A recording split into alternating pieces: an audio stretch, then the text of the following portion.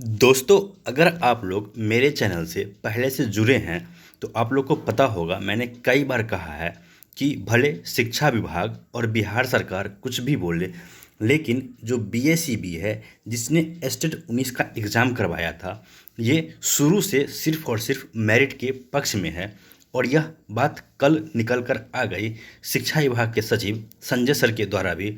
आप लोग को पता है कि फ्राइडे को संजय सर आम अभ्यर्थियों से मिलते हैं और उनका जो भी डाउट होता है इस पर वो खुलकर बातें कहते हैं और जिनका भी डाउट होता है सभी को क्लियर करने का कोशिश करते हैं। और आप लोग को यह भी पता होगा कि 26 तारीख को नॉट इन मेरिट वालों की तरफ से सर्टिफिकेट को लेकर आंदोलन किया गया था। तो जब ये लोग कल यानी कि फ्राइडे को संजय सर से मिलने गए और सर्टिफिकेट की बात रखी और कहा कि सर हमें सर्टिफिकेट कब मिलेगा और सर्टिफिकेट किस तरह का मिलेगा, इस पर संजय सर का साफ साफ कहना था कि सर्टिफिकेट आप लोगों को 12 दिसंबर के बाद ही मिल पाएगा। और किस तरह का सर्टिफिकेट मिलेगा इस पर संजय सर ने साफ साफ कह दिया कि जो बीएसईबी है सर्टिफिकेट बनाने का काम उसका है, और जो बीएसईबी के चेयरमैन हैं या फिर उनके जो अधिकारी हैं ये लोग मेरिट और नॉट इन मेरिट कॉलम हटा करके सिर्फ और सिर्फ क्वालिफाइड और डिसक्वालिफाइड का सर्टिफिकेट देने की बात कर रहे हैं। जी हाँ, जितने भी हमारे भाई मेरिट में हैं, एस्टेट 2019 के मेरिट में हैं, आप लोग इस बात को समझिए कि आप लोगों ने हमारे चैनल पे भी देखा होगा और आप लोगों ने अपने स्तर से भी देखा होगा कि अभी तक जितना भी आरटीआई का रिप्लाई आ रहा है सभी आरटीआई के रिप्लाई में लिखा होता है रिवाइज्ड रिजल्ट। आप लोगों ने अच्छे से अगर नहीं देखा होगा देखिएगा, उसके ऊपर में देखिएगा टॉप में लिखा रहता है रिवाइज्ड रिजल्ट। और जहाँ पे जितने भी लोग मेरिट में हैं उनका जहाँ पे नंबर दिया होता है वहाँ पे लिखा होता है क्वालिफाइड।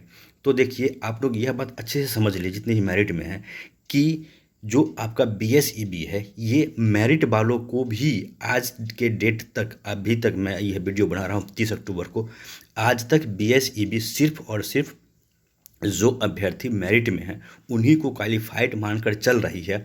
और इसीलिए बीएसईबी बार बार यह बात कह रही है कि हम सर्टिफिकेट जो देंगे उसमें क्वालिफाइड और डिसक्वालिफाइड लिख कर देंगे। अब यह बात कोई बोले या ना बोले, अगर मेरिट वाले क्वालिफाइड हैं तो डिसक्वालिफाइड कौन है आप लोग स्वतः समझ सकते हैं। यहाँ पे कोई बच्चा नहीं है, जितने भी अभ्यर्थी इसमें हैं फाइट कर रहे हैं सभी ग्रेजुएट हैं, बीटेक हैं और बीएड किए हुए हैं।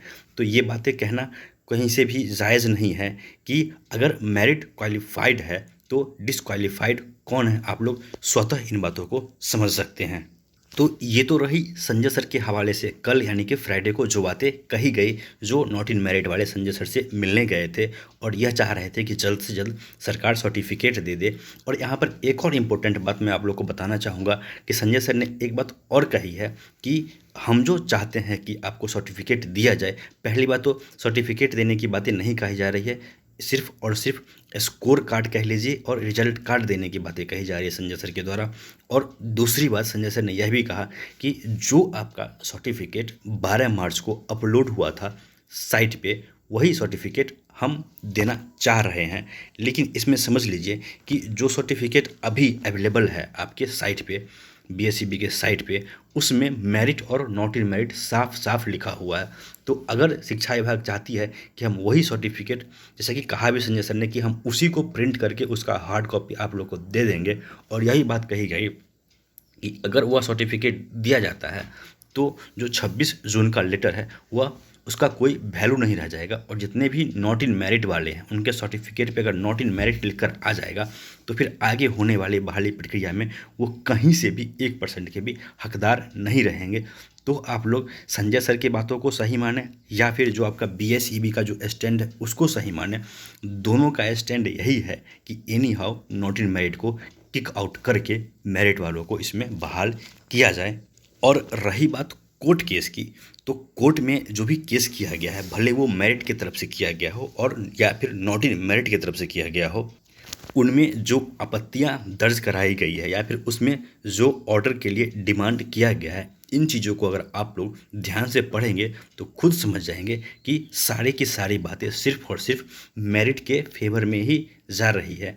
जो नॉट इन मेरिट वाले हैं ये भी इस बात को मान रहे हैं कि बीएसईबी ने नोटिफिकेशन के हिसाब से ही मेरिट बनाया है, लेकिन अब ये लोग कहते हैं कि क्योंकि हम लोग फेल। अब लोग सोच के देखिए जरा सा, जब हाई कोर्ट में न्यायाधीश महोदय सुनेंगे कि ये लोग क्योंकि ये लोग हाँ नोटिफिकेशन एडवर्टीजमेंट के हिसाब से फेल हो गए हैं, तो अब ये लोग कह रहे हैं कि इस नोटिफिकेशन को चेंज किया जाए।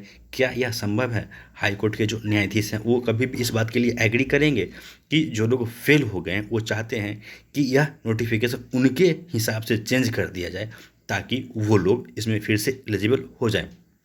और कल जो बातें निकल कर आ रही हैं इसमें कुछ नॉट इन मेरिट यूट्यूबर हैं जो बहुत चीख चिल्ला रहे हैं, कह रहे हैं कि संजय सर ने कह दिया कि यह पात्रता परीक्षा है, संजय सर ने कह दिया कि यह पात्रता परीक्षा है। इन नासमझों को यह समझना चाहिए कि यह पात्रता परीक्षा आज से नहीं है। जिस दिन एस्टेट का नोटिफिकेशन आया तब से ही यह पात्रता परीक्षा है, लेकिन इस पात्रता परीक्षा में सर्टिफिकेट देने की बातें सिर्फ और सिर्फ मेरिट वालों को की गई है। एक भी मेरिट वाला यह नहीं कहता है कि यह पात्रता परीक्षा नहीं है। जी हाँ, यह 110% पात्रता परीक्षा ही है, लेकिन यह पात्रता परीक्षा है ऑफ डिफरेंट नेचर। अगर नहीं समझ में आ रहा हो तो अपना एक आंख बंद मत करो, दोनों आंख और दोनों कान आप लोग खोलिए और जाकर देखिए आनंद किशोर सर का वह वीडियो जिसमें आनंद किशोर सर ने कहा था कि एस्टेट 19 एक पात्रता परीक्षा है, लेकिन ये विगत सभी पात्रता परीक्षा से कई मायनों में अलग होगा। ये बातें कई बार कही जा चुकी है हमारे माध्यम से और बहुत सारे अलग अलग माध्यमों से। तो जितने भी हमारे मेरिट वाले भाई हैं आप लोग 1% भी टेंशन ना लें। हाँ, समय लगेगा, देर होगा, लेकिन दुरुस्त होगा। और आपकी बहाली शिक्षा विभाग के जो सचिव हैं वो भी चाह रहे हैं, जो बीएसईबी है वो भी चाह रही है, और कोर्ट से भी आप लोग ही जीत रहे हैं। तो आप लोगों से बस यही निवेदन रहेगा कि कुछ जो चंदा चोर अब मेरिट में भी एक्टिव हो गए हैं, जो रोज़ रोज़ चाहते हैं कि हम आंदोलन के नाम पे लोगों से पैसा ठगें, इन लोगों से अब हम लोग को बचना है।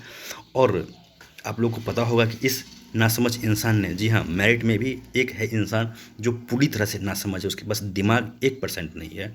वो इंसान बार बार आ जाता है यूट्यूब पर बैठकर और लोगों से चंदा उगाही करता है और कहता है कि हम आंदोलन करेंगे। और इसने मेरिट के आंदोलन को इतना कमज़ोर कर दिया है कि आज मेरिट की तरफ से आंदोलन करने के नाम पे 10 लोग भी खड़े नहीं हो पा रहे हैं। ये घाटा सिर्फ और सिर्फ इस एक बेवकूफ़ी के कारण हुआ है। तो ऐसे लोगों को हतोत्साहित करना, ऐसे लोगों का मनोबल तोड़ना भी पड़ेगा हम लोग को। और क्योंकि हम लोग लीगली बहुत मजबूत हैं और जो डिपार्टमेंट है और जो गवर्नमेंट है दोनों हमारे पक्ष में है, इसका फ़ायदा उठाते हुए थोड़ा सा संयम बरतते हुए और गवर्नमेंट से हमको अपना काम निकलवाना है। हमें गवर्नमेंट बनाना नहीं है, हमें गवर्नमेंट से अपना काम करवाना है। इस राजनीतिक व्यवस्था जो है ये बदलना किन्हीं और का काम है, ये हमारा काम नहीं। हमें सिर्फ और सिर्फ एक जॉब चाहिए, शिक्षक का जॉब, इससे अधिक हम कुछ नहीं चाहते हैं। तो दोस्तों इस वीडियो में इतना है। जितने भी हमारे भाई मेरिट में, आप लोग पॉजिटिव रहिए, आशान्वित रहिए। गवर्नमेंट और बोर्ड सब आपके ही पक्ष में है। इस वीडियो में इतना ही। वीडियो देखने के लिए आप लोग का बहुत बहुत धन्यवाद। चैनल को सब्सक्राइब कर लें, अगर पसंद आए तो वीडियो को लाइक कर लें।